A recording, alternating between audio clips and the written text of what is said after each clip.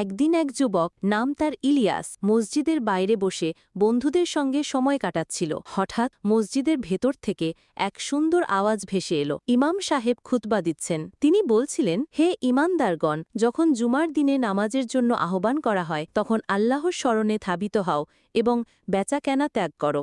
এটা তোমাদের জন্য উত্তম যদি তোমরা জানতে। ইলিয়াস মন দিয়ে শুনতে লাগল। এরপর ইমাম বললেন, যে ব্যক্তি জুমার দিন গোসল করে, উত্তমভাবে পবিত্রতা অর্জন করে, তাড়াতাড়ি মসজিদে যায়, খুতবা মনোযোগ দিয়ে শোনে, সে জুমার ও পরবর্তী জুমার মাঝের গোনা থেকে মুক্তি পায়। ইলিয়াস কাঁপতে থাকে, তার চোখে পানি চলে আসে। মনে পড়ে সে মাসের পর মাস জুমার নামাজ মিস করেছে। সে তৎক্ষণাৎ উঠে দাঁড়ায়, অজু করে মসজিদে ঢোকে আর ইমামের পেছনে দাঁড়িয়ে আল্লাহর দরবারে ক্ষমা চায়। সেই দিন থেকে ইলিয়াস একটাও জুমার নামাজ বাদ দেয়নি।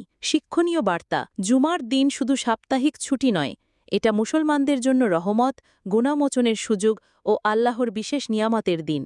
এই দিনকে অবহেলা না করে আমরা যেন এর ফজিলত কাজে লাগাই। এরকম আরও মজার মজার ইসলামিক ভিডিও দেখতে চ্যানেলটিকে সাবস্ক্রাইব করে রাখুন।